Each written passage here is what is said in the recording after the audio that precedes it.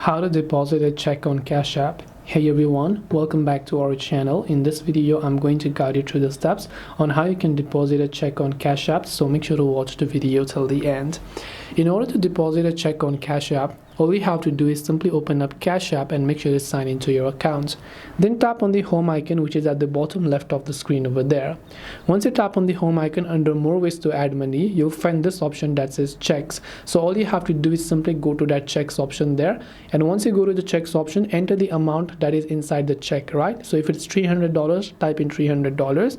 Now you have to simply confirm the front side and the back side of check, which means that you have to scan and take a photo. So tap on confirm front side of check, and then just tap on confirm, take a picture of that, and then just scan it, place the front side. The front side will be done. After that, you can take and repeat the same process for the back side, and once done, you can scan and submit, tap on submit, and the check will get successfully approved.